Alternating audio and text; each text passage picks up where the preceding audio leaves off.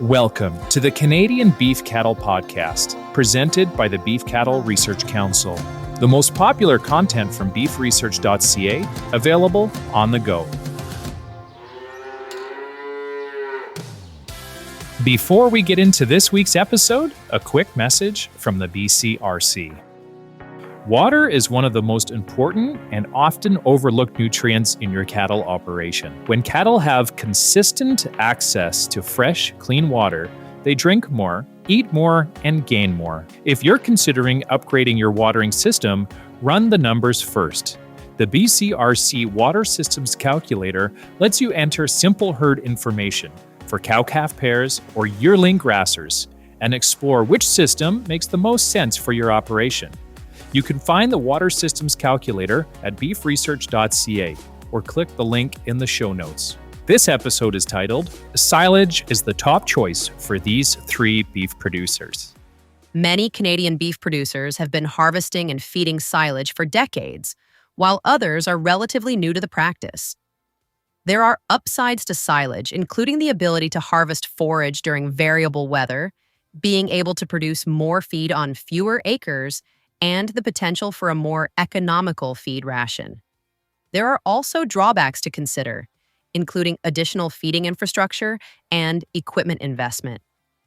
Also, as with any new method or management practice, producers considering silage need to do their homework, develop a new skill set, and be prepared to adapt and adjust as they learn. In this episode, you'll hear about the experiences of 3 beef farmers from across Canada who have incorporated silage on their farms.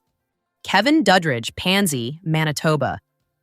Kevin Duddridge describes silage as the future of beef production and has been relying on silage to feed his cow herd for the past 5 years. Duddridge and his family run a 220-head cow-calf operation that they started in 2003, and they feed a total mixed ration based on corn silage. We don't use dry bales at all because it's hit and miss from year to year, says Duddridge, who added that their cost of production has reduced since shifting away from dry hay. Corn is an amazing plant.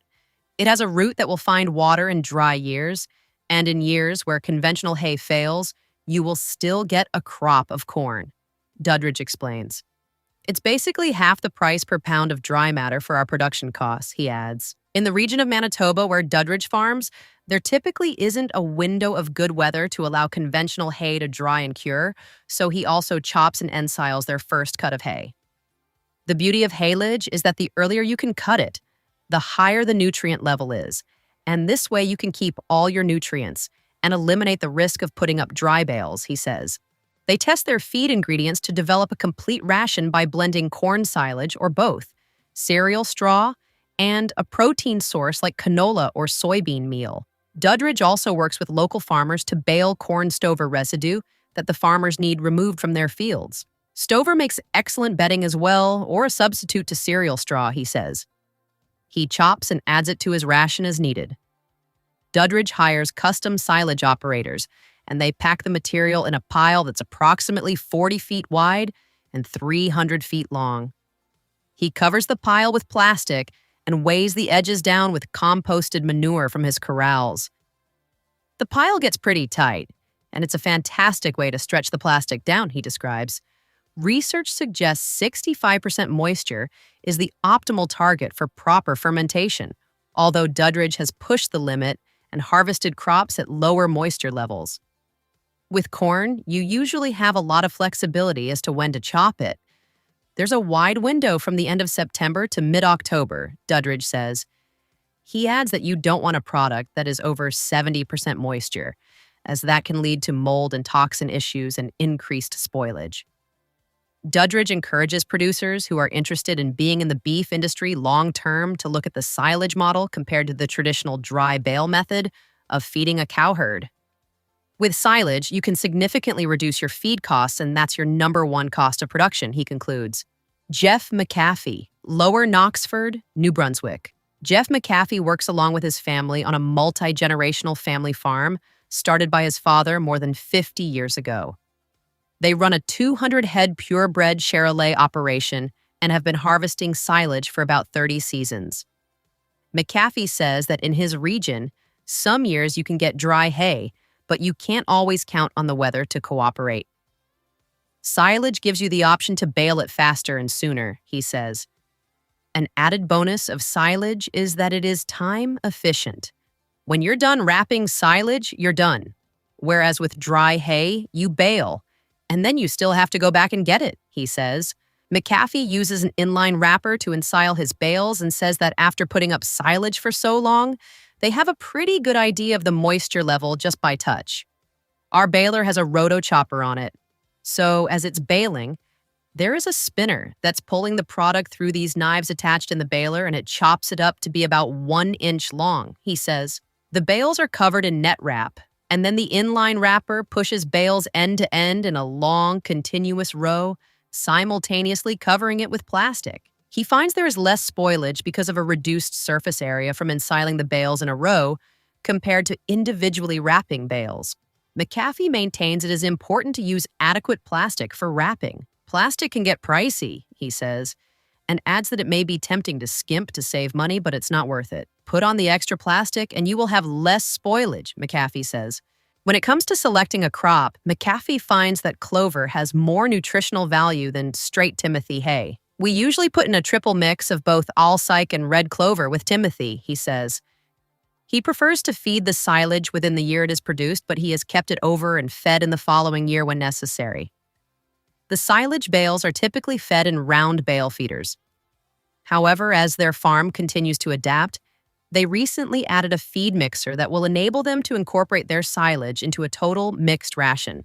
McAfee does put up some dry hay, but without silage, they would be challenged to get enough quality feed. Just trying to do everything dry, it's impossible to do, he says, and added that silage provides them with a flexible opportunity to produce quality feed in spite of inclement weather.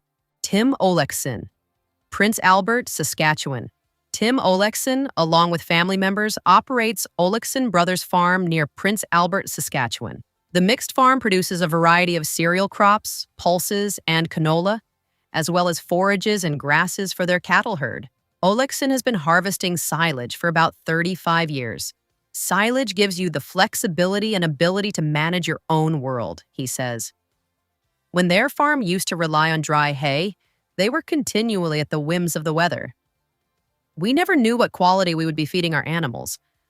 Sometimes you would be starting your second cut and you weren't done your first cut, he explains, and added that the hay harvest would extend into their crop harvest some years.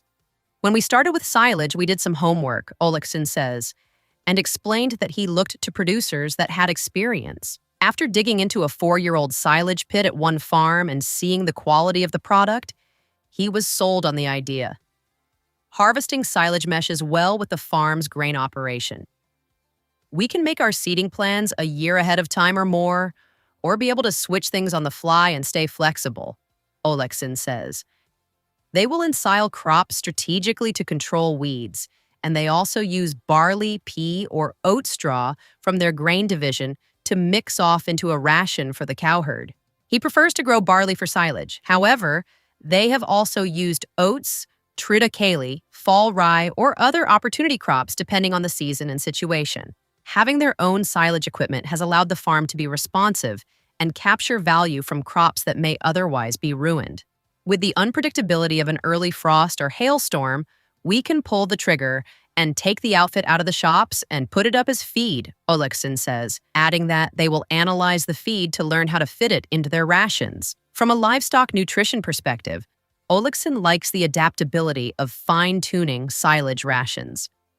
When you anticipate minus 35 degrees Celsius temperatures, we can bump up our ration and adjust as needed, he says.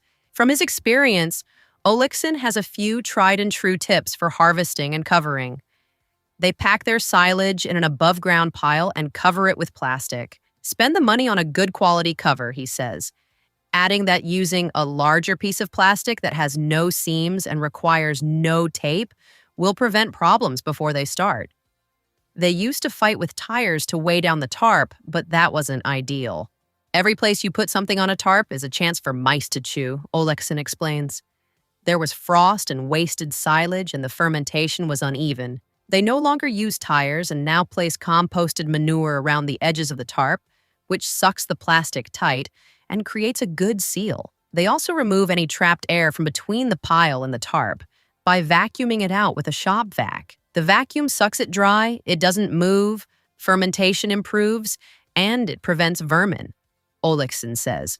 He adds that vacuuming is especially helpful when ensiling a crop that is drier than expected. Olekson is a lifelong learner and suggests when considering adopting a new production practice like silage, producers should engage with the many resources that exist. There are so many good resources out there. Economists, nutritionists, researchers, scientists, extension people, says Olekson. I'm always learning from these people.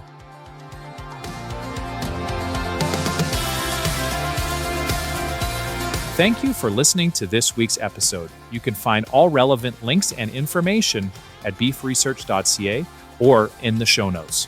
The Beef Cattle Research Council is funded by the Canadian Beef Cattle Checkoff and strives for excellence in the production of Canadian beef, cattle, and forage through research, innovation, and extension. Tune in every Tuesday as the Canadian Beef Cattle Podcast delivers straightforward insights, expert information, and a wealth of practical knowledge for Canadian beef producers. Subscribe now.